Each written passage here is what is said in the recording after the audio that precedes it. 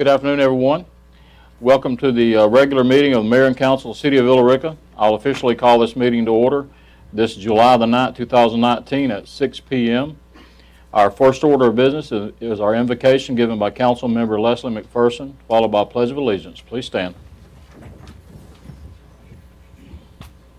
Lord, we thank you for this evening. We thank you for the citizens that have come and attended, that are interested in their government. And Lord, just help us to do right by the people.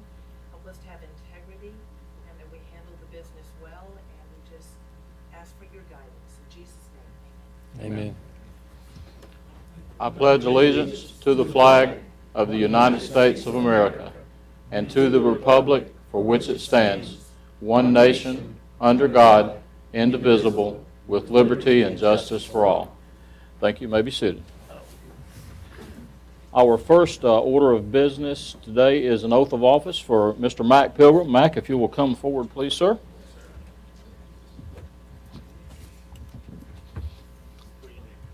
Right there. Right there. You're in I just the want right- everybody to see your blue suit. You got on a blue suit? Sam, you're going to do better, bro. I'm not that little. You just stand and face the crowd. I'm going to get Mac on my side. There you go. To your side. You got If it. y'all know that's a little... All right, Mac, if you'll raise your right hand and not repeat after me, but at the end say, I will or I do. I, Mac Pilgrim, do solemnly affirm that I will faithfully perform the duties as an elected board member of the Planning and Zoning Commission. I am not the holder of any unaccounted for public money due this state or any political subdivision or authority thereof. I am not the holder of any office of trust under the government of the United States, any other state, or any foreign state, which I, by the laws of the state of Georgia, am prohibited from holding. I am otherwise qualified to hold said office according to the Constitution and laws of the state of Georgia. I will perform the duties of my office in the best interest of the city of Villa Rica to the best of my ability without fear, favor, affection, reward, or expectation thereof. And your term is from July 1st, 2019 to December 31st, 2020. I will. Thank you, sir. Congratulations. Thank you. Hang on just a minute. Yeah, we're going to sign this. We're going to get some photos. Oh, okay.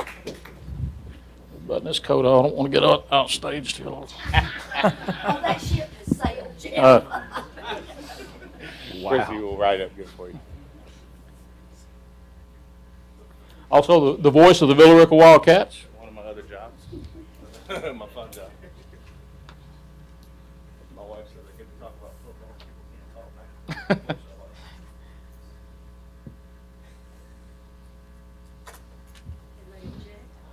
They can. But I have a microphone here. Yeah, thank you, sir. Thanks, sir. If y'all haven't been to a Villa Rica football game, you need to go. I go to watch the football, but also to listen to the commentary. Some of Mac's better moments are when he says, it's third down and Round Barn to go, or third down in Carrollton to go. So it makes it kind of fun. Okay, next on our agenda is adoption of said agenda. So, council, you've had a chance to look at that agenda. Do I hear a motion to either amend or approve? Mayor, I'd like to ask to amend the agenda. And item C1, Main Street Advisory Board appointment, we had a problem where the applications were not given to council, and they just arrived, I think, yesterday afternoon in our inbox, so that we can have a chance to look at all the applicants and call them, speak to them, or whatever. Okay. Have a motion to amend the agenda. Do I hear a second? Wait, what do you want What to was do? the to it? amendment? Yeah, see it in Are you wanting to remove table it? You want to Yes, table I'm- it? Yes, I apologize. Yes, to table it until the next meeting. Oh, okay. I have no objection to that. Would we want to do it, would we want to amend the agenda or wait till we get to that item and table it? Well, it's appropriate to do it now since All right. it's on the agenda. I'll second. Have a motion, a second. Any discussion? Not all in favor? Okay. Now we'll entertain a motion to approve the agenda as amended. So moved. Second. Have a motion, a second. All in favor? Is approved. Thank you.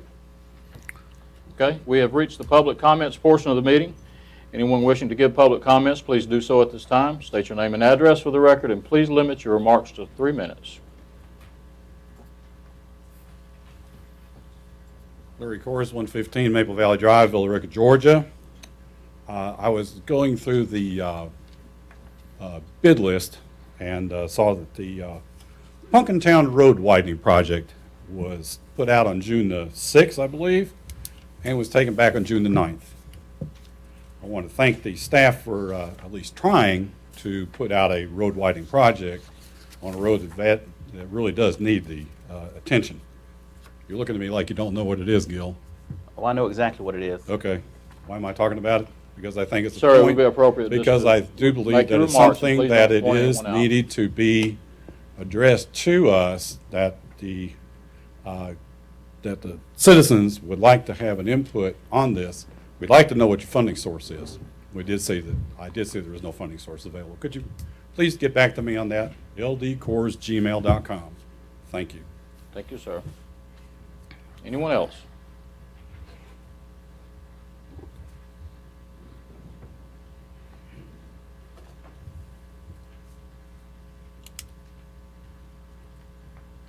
Alan Gaston, 403 Shady Valley Drive, Carrollton, Mayor and Council. I'd just like to speak briefly about the billboard section in the new sign ordinance that y'all are working on. The part I'd like to talk about, and I wish you would maybe consider some of these changes, is the setback of 25 feet that the new ordinance has. If the Georgia Department of Transportation right-of-way from the emergency lane to the fence on the south side of I-20 is 121 feet around exit 26, and it's 152 feet around exit 24. And then on the south side, it's 150 feet from the emergency lane to the fence. So if you add 25-foot setback, then you now have a sign that's 175 feet away from the public, that's wanting to read the billboard. So it's like you're taking the billboard away from the people wanting to read it, and you're pushing it back into residential areas. So GDOT is zero setback. All they want it to be is just off the right-of-way or not hanging over the fence. And the next item is the height, which could go by GDOT's rules there too. Like if a sign is 40 feet in a hole, like if there's, would like for the sign to be 65 feet, what the new ordinance is, above road grade, and not like if it's 40 feet in a hole, then your sign would be 15 feet tall. So we'd like for it to be at road grade 65 feet. And the next item with height is like if there's a hill, we'd like for it to be 65 feet. Like if the hill is 10 feet, it'd be 65 feet on top of that hill up, not taking 10 feet away from the 65 feet. Because I have one structure right there at the end of Thomas Dorsey Drive, and that incline is probably about 50 feet high. So that would make the sign could only be 15 feet high. So just appreciate if y'all could consider these changes. Thank you. Mr. Gaston, have you put that in writing to the city manager? The recommendations you just made? Well, not to the city manager. Just make sure that gets to the city manager, please. Okay, all right. Thank you.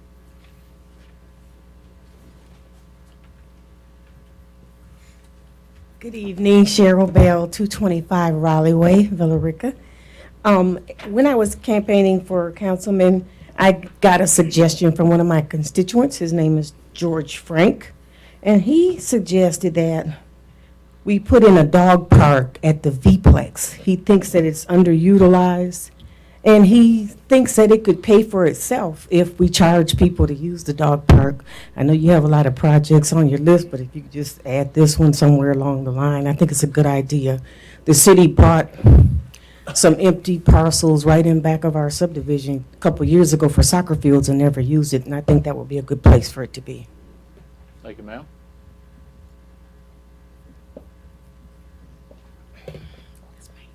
Anybody else? Okay, seeing none, we'll close the public comments portion of the meeting and move on to governing body. Council, you have before you the minutes of the June 25th, 2019 meeting. Do I hear a motion to amend or approve? Actually, Jeff, did you want to do Council updates. update? What did I do? I did. I missed one whole section. That's because I made writing. I can't read my own writing. Council updates. I just wanted to mention, it's a really good idea that we've been addressing our security online and protecting our things.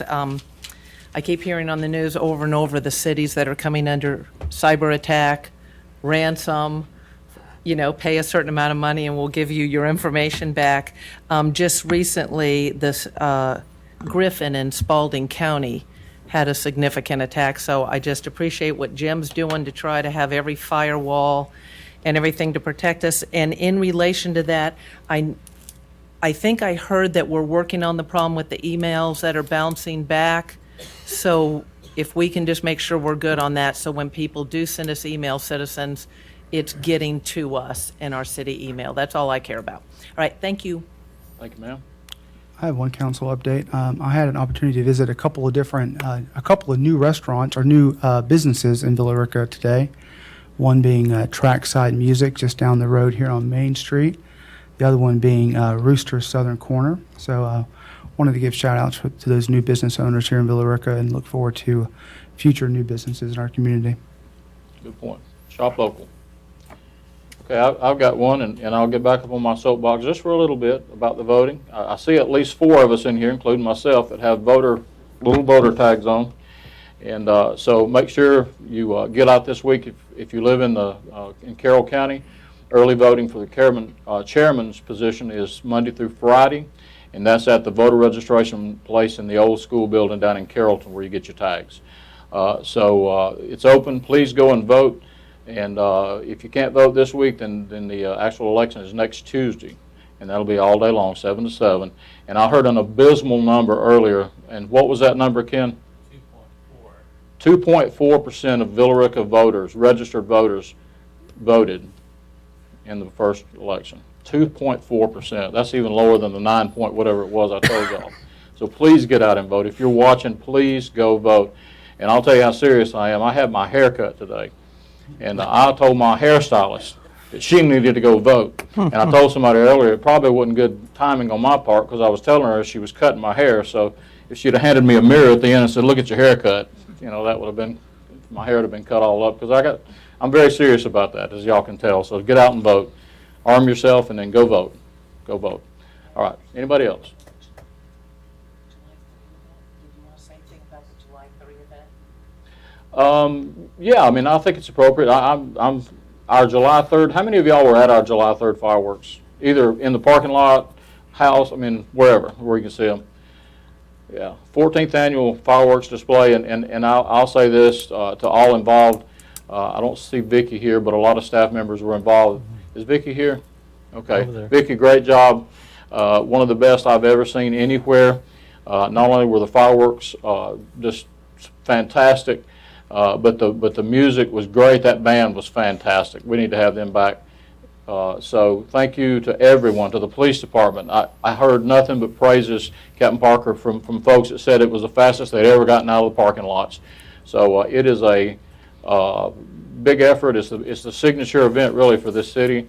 And to think that we have double the population of Villa Rica there that night, it's pretty amazing when you think about it. Double the population of Villa Rica. So just a really good event. Thank you all for making it possible. Council, thank you for funding it. And everybody that had anything to do with it, just thank you. And thank you, council member, for reminding me. So anybody else? Okay. Moving right along. Now we'll go to tab A, governing body. Approval of minutes. Motion to approve or amend. Yeah, make a motion to approve the minutes of June 25, 2019. Second. Have a motion and a second. All in favor? It is unanimous. Okay. Tab B, Community Development, Bobby, Bobby, you going to do the first one?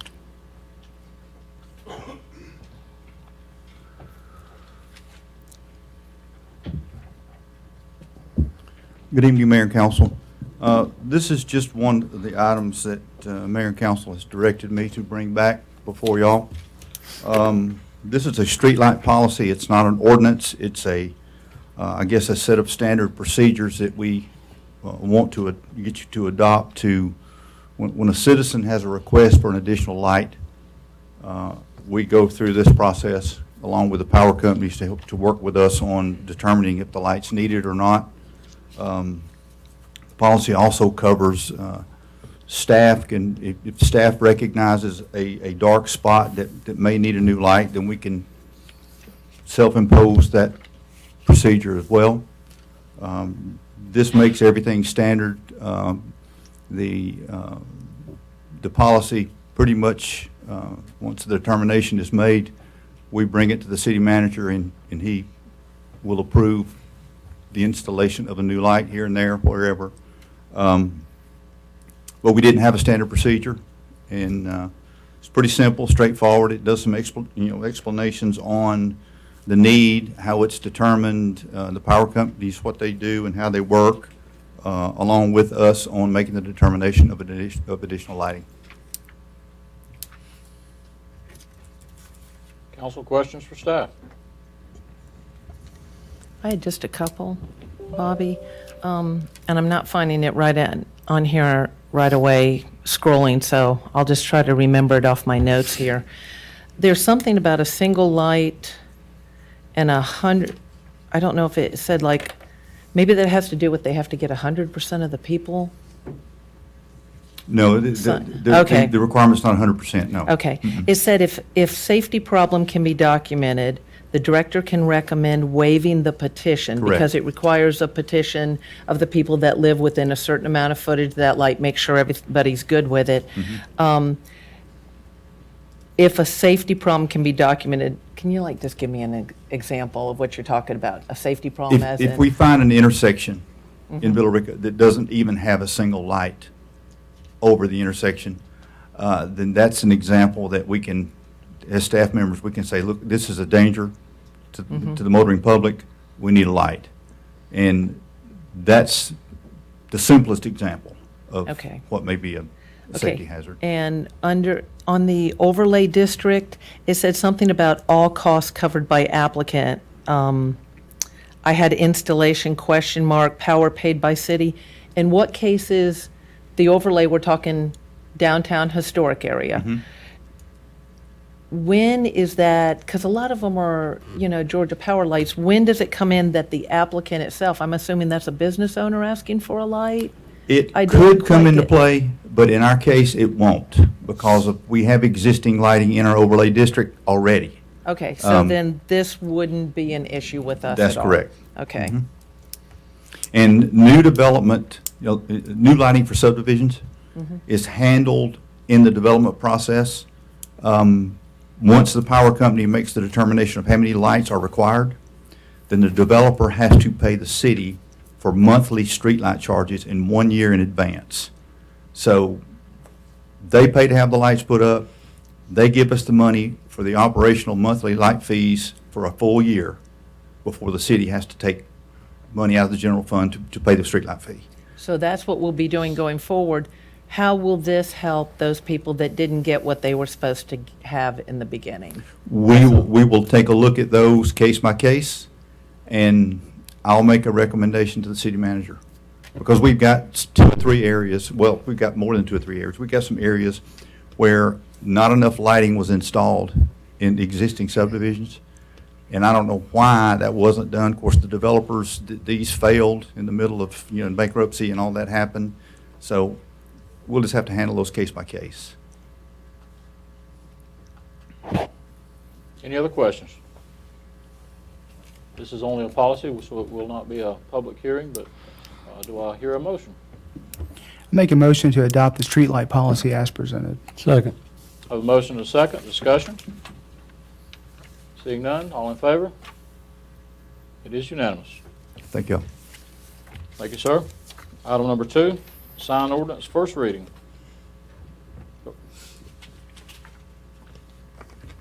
Good evening.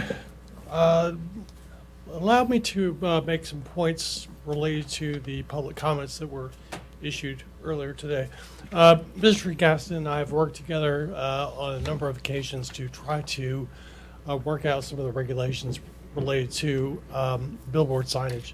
And one of the things that we had discussed was when a billboard sits down in a gully off the interstate, then you're really losing some of your height and effectiveness, and visually you're kind of disrupting the average height pattern of billboards that are in the surrounding area. So what we came up with was to establish the baseline for the heights at road grade.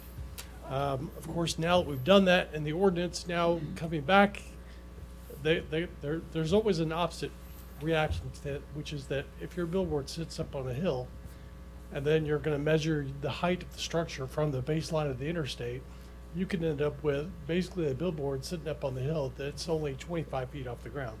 And that really would not really be an effective way to address the question that we were originally trying to address. What I recommend in that circumstance is that we go back to the original, cap it at 65, because there really are not a whole lot of areas that are going to be eligible for a billboard in addition to what's already out there. And so we don't want to create an ordinance just going to establish just a normal foundations for variances left and right. We're trying to avoid that by correcting this. So what I would do is to cap it at 65, which was in the original version that was submitted to the council. And then if there's exceptional circumstances, and I can only think of one area that's really kind of lower than grade, which is between Liberty Road and South Carroll Road off the right of the interstate, which is kind of low, but there's already billboards there, so it's not likely that something's going to be added. So I would say in the exceptional circumstance where you might have that situation, a variance would be appropriate, and that wouldn't curtail any of the other ones in all the other areas from having to come back to the city council. So that's one recommendation on how to address that. With respect to the setbacks, this kind of gets back to something that Sampson and I have been talking about all week, which is how signs are treated in legislation. And sort of a caveat to that would be billboards are structures, and structures, regardless of what classification of structure is, whether it's a house, whether it's a garage, whether it's a shed or a billboard, they're all structures, and the structures have setback requirements as established in the ordinance. The problem with billboards is that the billboards we have out there are on light industrial, on heavy industrial, heavy commercial, light commercial, mixed use, residential, and so to have a different setback standard for every one of the zoning districts would create a situation of a lack of continuity in the aesthetic. So we have recommended a 25-foot setback.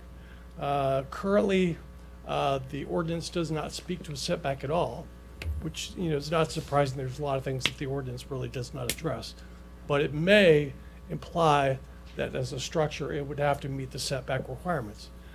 The other problem is that, okay, setbacks, you've got front setbacks, you've got side setbacks, you've got rear setbacks. Which setback is supposed to apply?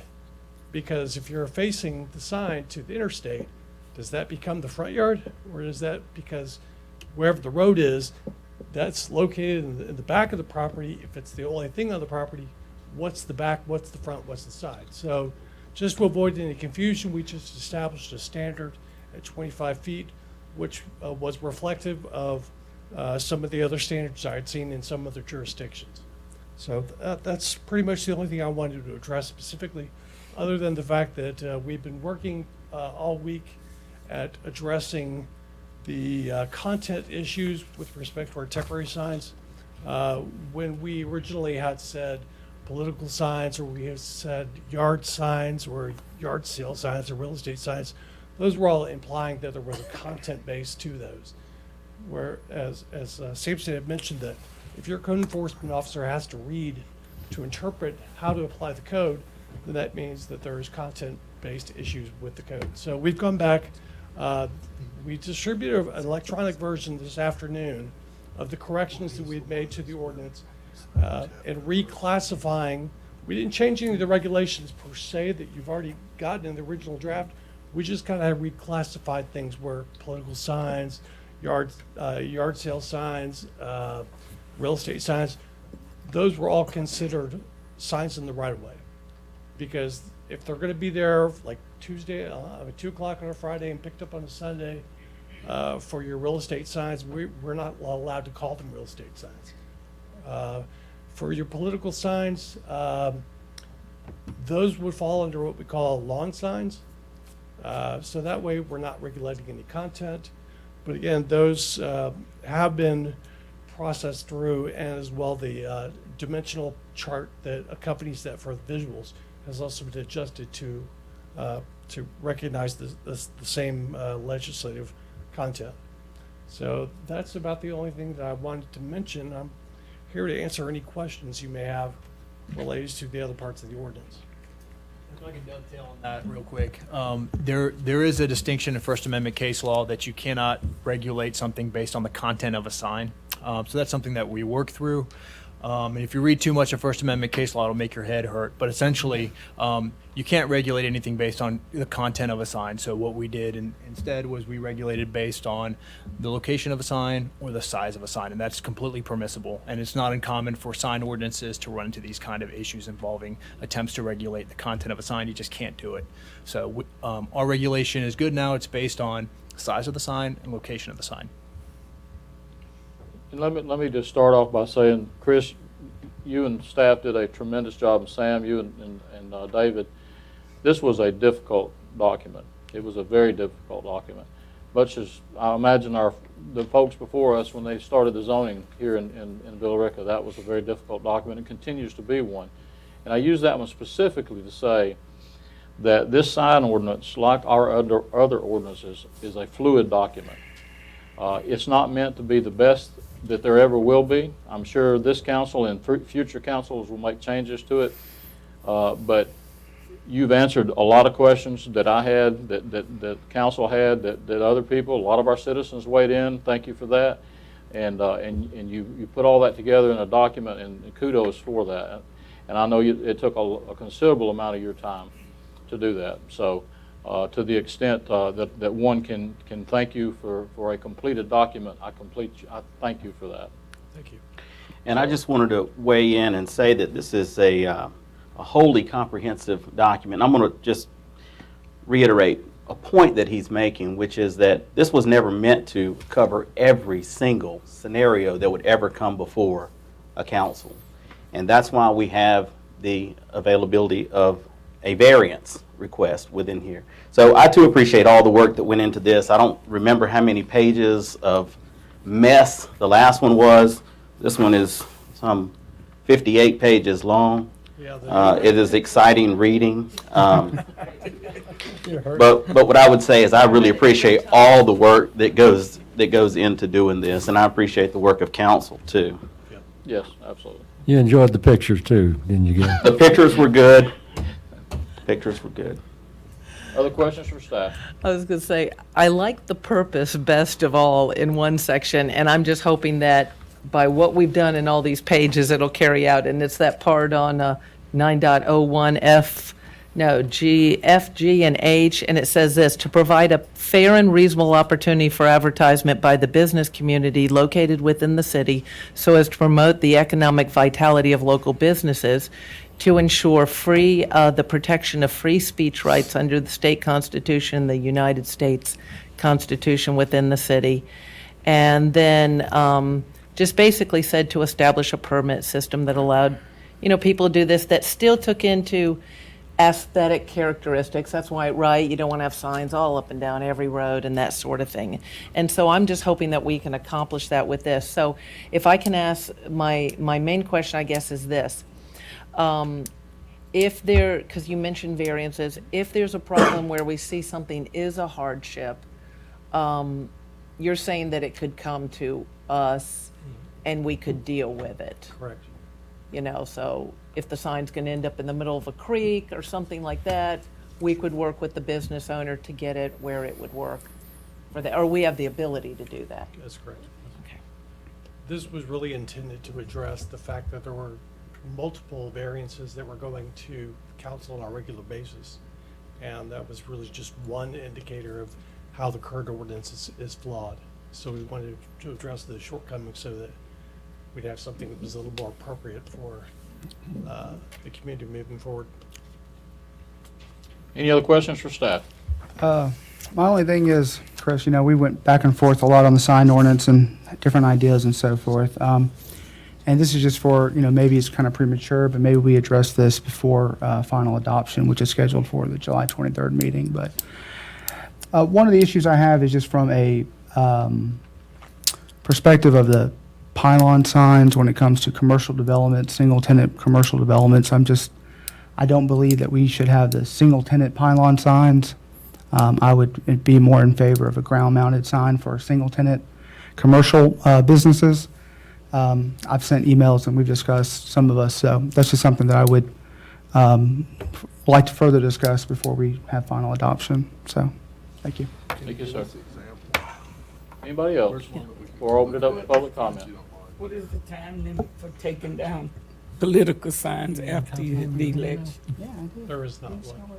So they can hang up there long as you've lost the election, so you can Well, keep we it. had to remove those. I'm just asking. One of the challenges that came out of the Supreme Court decision and imposed on local governments in removing the content regulations is that now we can't make a distinction between a real estate sign or a political sign.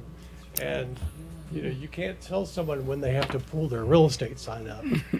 We basically, I think, said, actually, I take it back. We did say, put a time limit of yard signs are allowed to be out. It's the same for temporary signs and for banners. It's 30 days with 2 extensions for a maximum of 90 days in one calendar year. And by that may or may not be acceptable for political signs, but again, we're not allowed to make exceptions for these types or these types of these. We just have to create one standard. That was the standard that we had for banners. That was the same standard that we had for all yard signs. So we had to tie it down to that. Okay. Just curious. Thank And with respect to runoffs and things like that, that does certainly complicate things. Well, yeah. But I guess in those circumstances that someone could apply for a variance, I don't know. I'd have to ask our legal team about that. Speaking of legal team, I had one more. And it had to do with acts of God. All right, non-conforming signs. And he said I was going to have to ask Mr. Mecklin, but Sam, it's going to be you. Okay, so it made it sound, the way we used to have it is if an act of God came through, or tornado, hurricane, and took down one of those signs that we wish would have been down, it's non-conforming, it's not anywhere close to where the current sign ordinance is, that it would have to be replaced with a conforming sign. But the way it read to me on page 16, 9.15, sounded like it could go back up, a non-conforming sign could go back up if it came down in that sort of case. Do we have to do that? That's not a legal requirement. It's not a legal requirement that if a non-conforming sign comes down, that person is entitled to have a non-conforming sign put back up in accordance with what we currently have in the UDC. So would we change the wording there then, Chris? Well, I think what I've seen in other jurisdictions, if more than a percentage, like say 50% of the value of the structure is demolished, then it has to be replaced with something that's legally conforming. 50% or more? I don't see the contradiction. What I'm reading, can you help me where that is? Because what I read here is the 50% of its reproduction value shall not be restored except in conformity with the regulations of the district in which it is located. Sure. And maybe it's that whole 50% thing, because I was just thinking, hey, the sign gets knocked down, but maybe it's only partially torn up, it has to be 50%? Do I understand that correctly? I would say if the sign gets knocked down, then it has to be replaced by a sign that's I equal mean, if value. it gets knocked down, that Okay. seems like 100% to me. Yeah, if Okay. it's just barely damaged and it's non-conforming, then you can repair it. Okay, and I So, understand but it's got to that. be a minor value Like of maybe some of the damage. framing's bent back or Okay, some then damage I'm to good. the I'm face. good, okay, thank What you. we currently have is if it's If more than house damage, 50%, then you have to replace replace the entire sign with a conforming sign. If it's less than 50%, you get to continue to non-conform. I mean, I'm looking for that contradiction because I don't want to find contradictions in this, and I haven't found any. So that's why when you said that, I want to see it. Slightly bent or 50%, now that might be different, so and I guess the reason is there's some, right, there's things you almost wished an act of God would take them out. And when they finally do, you're hoping it doesn't go back up, right? And so I just wanted to find out how it was going to leave us in that state. Well, unless you're the owner of the parcel or property, then you want to have full restoration by right. That's right. It depends on who you are. Yeah, What your and interest is. I guess we had some, but you've addressed it in this one where they weren't kept up and they were rusty and decaying. But in this case, those are addressed in another section to be kept in good repair. So that takes care of that problem. Thank you. Any other staff questions?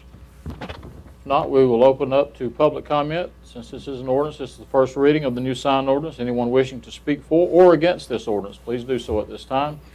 State your name and address for the record, and please limit your remarks to 3 minutes.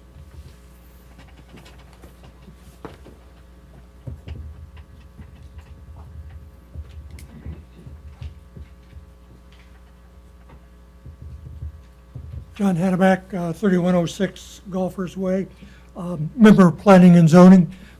Planning and Zoning went over this ordinance page by page, a lot of comments and discussions, most of which Chris and the staff picked up.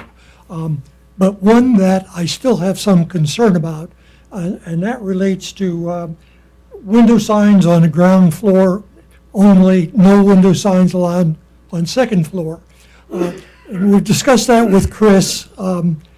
He explains it that you can't really see a second-story sign if you're walking by on Main Street. I'm not sure about that as necessarily a strong reason. But the other thing that bothers me, it says in section 917.1.f, window signs only on the ground floor. But if you go back to section 9.32.2, it says that window signs are allowed on the second floor. Now, maybe Chris has corrected that. I haven't seen the revision. But that was a major concern that I had.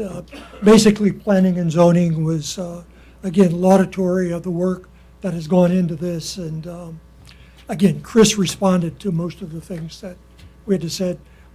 And maybe he's responded to this one too. I just don't know. Thank you. Thank you, John. Thank you for your work on planning and zoning. You provided valuable input.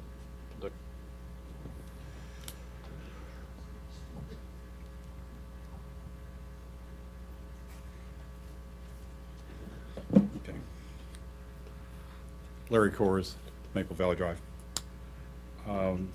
Some of my comments are going to be directed to the presentation, the layout, and some of them are going to be specifically in some of the content in the law. I'm not trying to be picky over anything, because I don't have a sign to work. I don't have a dog in the sign ordinance, not 101. Under Code Section 9.06, we have paragraphs 1, 2, and 3. But in paragraph 3, we have deleting A, leaving B as the first line. You need to renumber this paragraph.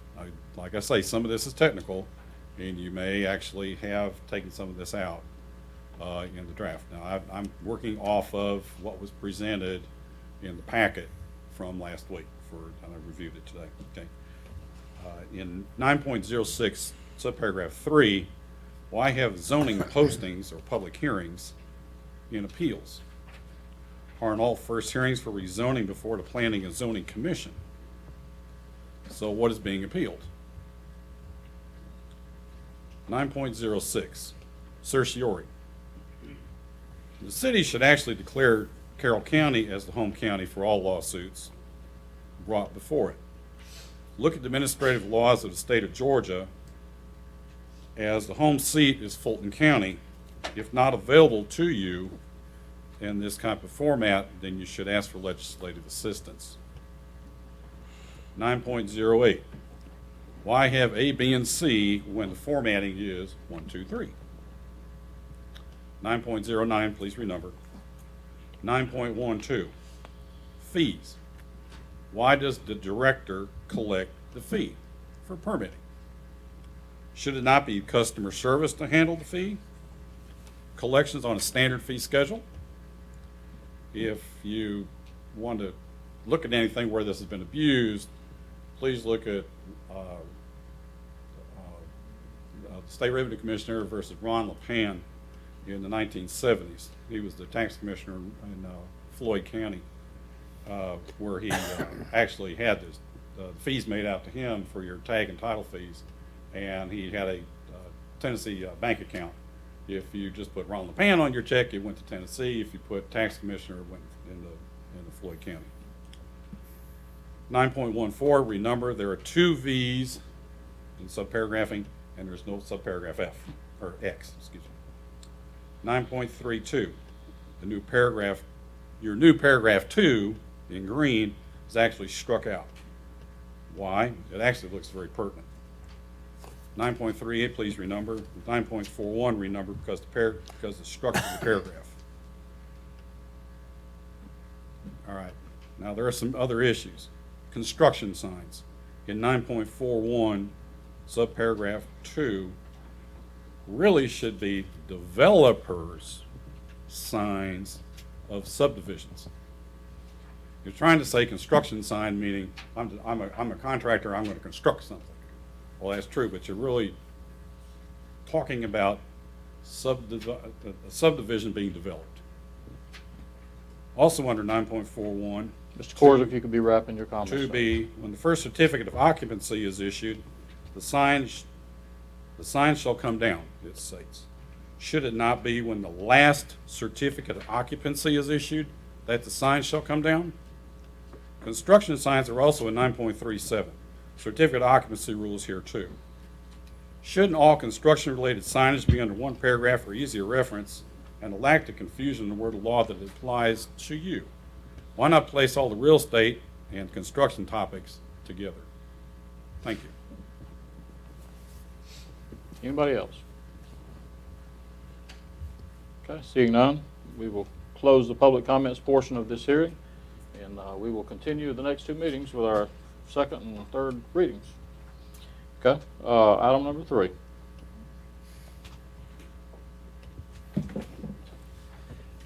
Good evening, Mayor and Council. Tonight, I have before you the architectural review guidelines for historic districts and sites. This document is supposed to give context to the decisions that the Historic Preservation Commission has to render when a certificate of appropriateness is applied for.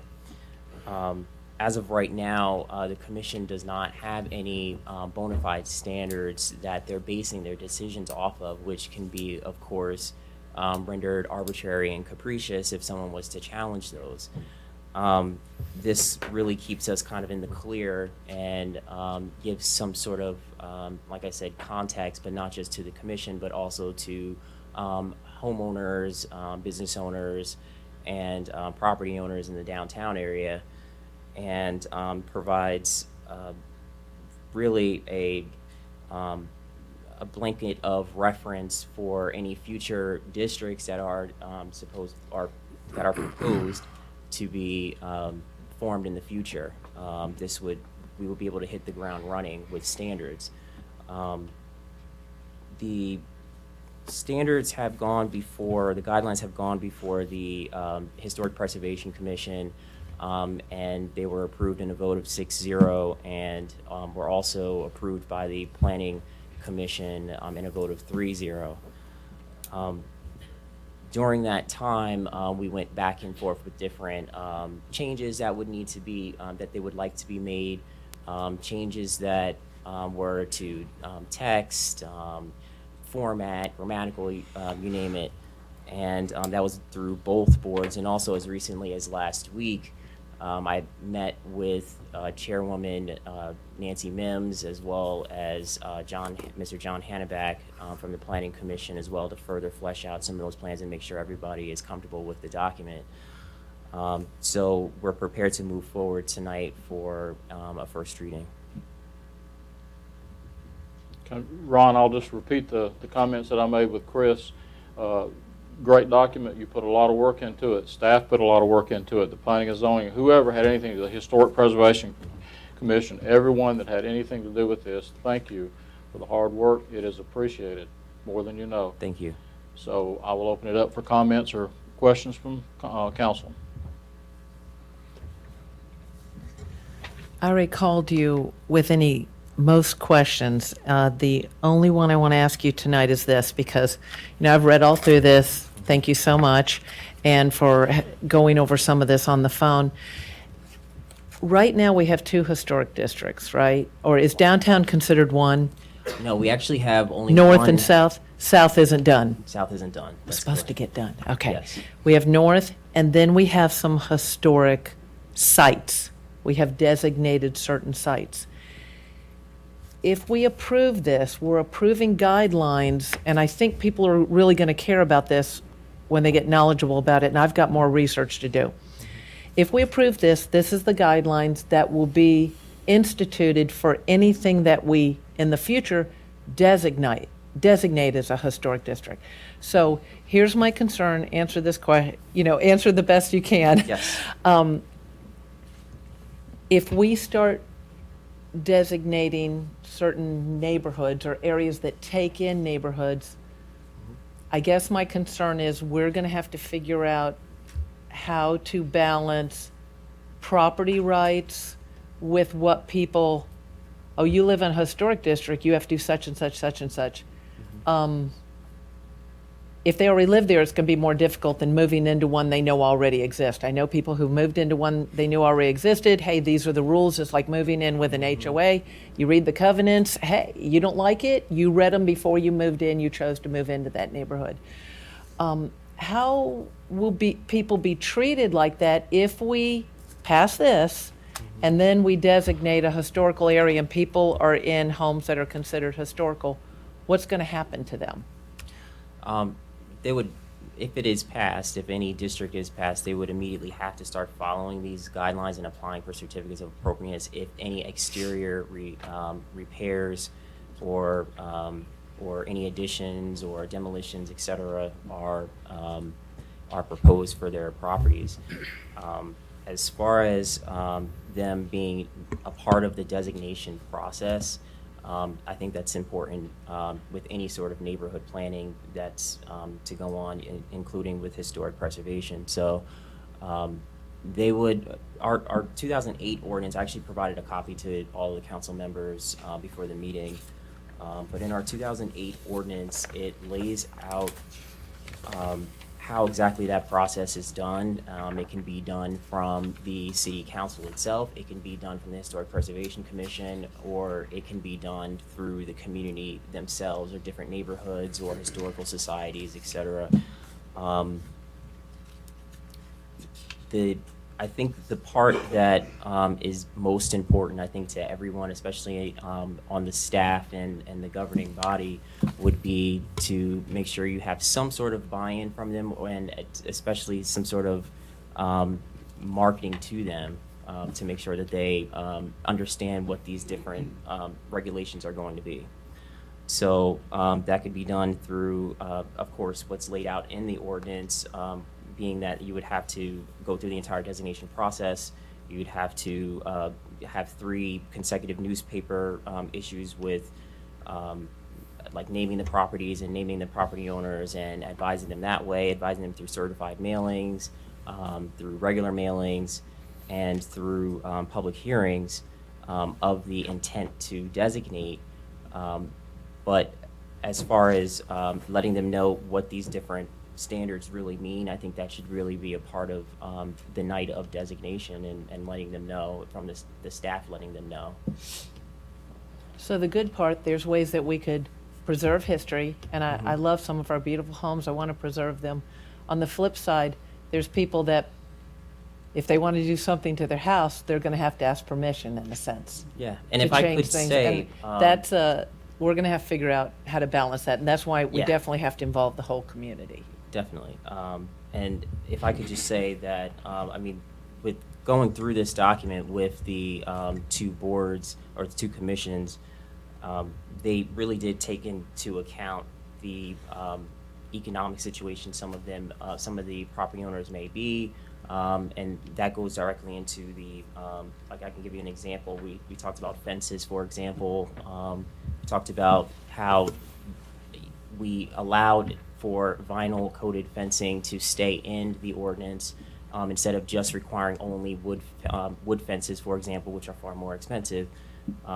Same thing with driveway materials and things of that nature. So there's some kind of wrangling that we had to do in order to get a document that we thought would be best for the city of Villa Rica for any of the historic properties. And you were saying about renovating and adding, excuse me, this type of thing. Now, is this just your document? Is this just for historic areas, or is this for citywide? Just historic areas. Okay. Mhm. So as of right now, if let's say it's passed on, this document is passed on July 23rd, it would only take effect to the district that we're sitting in right now, on the north side of the tracks, as well as the 10 designated sites that came before you about 3 months ago. So I would just reiterate what I said then, and I voted against a number of those. People's personal property rights mean a lot to me, and I do think it's important for them to have buy-in. I mean, I will support this, but one of the things I want to make sure that everyone knows is that part of these guidelines is that you have to apply for a certificate of appropriateness. However, I want to make sure that everybody understands that there is an appeal process that comes back to this council if a person feels like they've been adversely affected by the decision of that commission. So I want to make sure that's always noted when these certificate of appropriateness applications begin to come in. Sam, this is not a ordinance per se. Do we need to have a public hearing? Guidelines. Okay. All right. Any other questions for staff? Okay, we'll open it up to public comments. Anyone wishing to give public comments for or against this, please do so at this time. State your name and record, address for the record, and please limit your remarks to 3 minutes. Nancy Mims, 17 Hickory Trail, Villa Rica, Georgia. To kind of help clarify some of this. Yes, North Side is the only one right now that is historic. We cannot give certificates of appropriateness to anyone on the South Side until we have done that. It took us months to be able to get those 10 sites approved. And yes, we did have to go through a lot of those. And I think that as a commission, we understand all of those concerns that Councilman Gill, you had. And that's not a problem for us because, yes, they are there, and we did consider them. When it comes time for this part, what probably not everyone understands is that we would not be able to have a Main Street without having the Historical Preservation Commission because that is part of the Georgia law. On the other hand, we are working really hard to get the South Side done, and as long as it took us to get those 10 sites approved as on the historic registry part of it, it will take us that long perhaps again. We are working on it because we did find a draft that was written years ago, back in 2009, to make that part of it. I think that we will be going that way soon. I do know that I met with John, with Ron on this, and we did have a lot of corrections that we made and a lot of concerns that we wanted to address. But I think that we're working on that, and I don't see a problem with us at this point because it is also continuous, and I'm working on that to get it straight. I don't think we have any other problems that would be a problem, but we do know that, once again, this is also a work in progress. So there will be changes, obviously. The other thing I want to point out quickly is that a house that wants to be designated as a historical home has to meet the criteria of at least 50 years, but does not necessarily have to be in a historical district.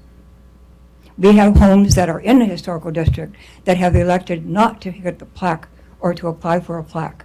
So there is a difference between a historic home and a historic home that is in a historical district, because they are two separate entities. Thank you. Thank you, ma'am.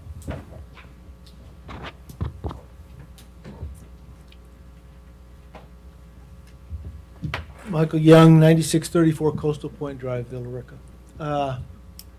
City Council is about to officially support this set of guidelines to guide all repairs, it says right here. I remember an incident where a business owner had a dispute with the Historical Preservation Society about an awning.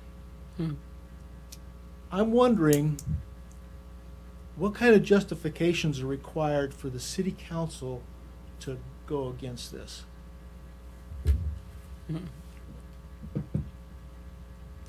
Thank you, sir.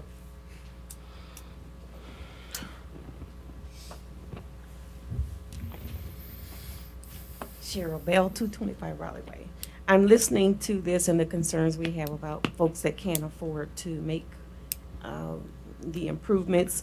I just wondering, as I sat there, do we have any kind of funds or grants that can be given to homeowners if their property is determined, is established to be in a historic district? Or do we have any plans? Are we working on setting up a small fund, a historical district fund for those houses and homeowners? Thank you, ma'am. Anyone else? Okay, this will close the public comments portion of the meeting and revert back to the council. I would just say that some of those questions that came up in public comments, maybe direct those to staff and maybe to the Historic Preservation Committee. I'll make a motion to approve the architectural review guidelines for historic districts and sites to guide all repairs, demolitions, and relocations of residential and commercial properties designated historic in the city of Villa Rica. Second. The motion is second. Any discussion? All in favor? It is unanimous. Okay, we have moved tab C, item 1, to the next meeting, so tab D, item 1.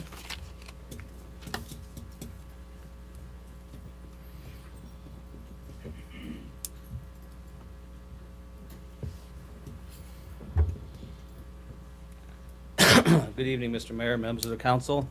I'm here tonight to discuss having a flatbed and crane installed on our existing F-350 using the savings from the original budget amount of $90,000 for the 550 crane. The savings of $22,416 will be used to upfit the 350. The background, kind of what we're dealing with, the layout of the city's lift stations is such that many are difficult to access with larger equipment. Some of them it's difficult with just a regular pickup, but the smaller four-wheel drive outfitted with the crane would be greatly beneficial in accessing these and making it more efficient.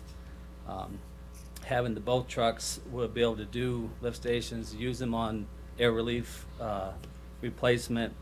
It's just going to be a much better tool for our staff, our maintenance staff, and our arsenal. And given the original budget amount would not cover a new chassis, back when we did that, the new chassis, the 550, I spoke with Sarah, and she had mentioned that money was available, and worked with Nick and Charlie in getting bids. And that's why there's only two. Just like the 550, we were only able to get two companies to quote on that for us, or bid on that. But for that same money, we'll be able to have two crane trucks, a big one and a large one. We got pumps anywhere from 5 horse to 100 horse in this system that kind of requires a little bit different tool for each application. So our recommendation is to install an electric crane on our F-350 to allow maintenance staff better access to lift stations that are hard to access and allow multiple crews to be out at the same time. Questions?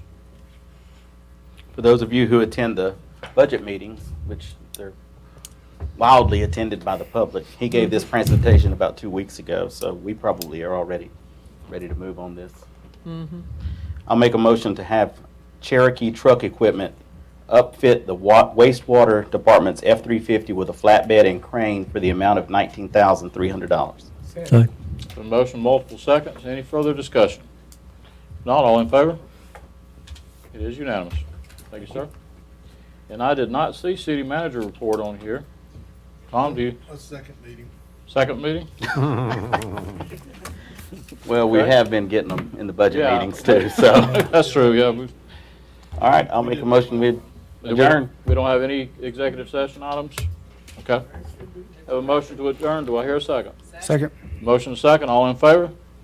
We are adjourned. John, 7 it's o'clock. 7 o'clock and 34 seconds. Please write that down. You didn't think you lived that long, did you, John?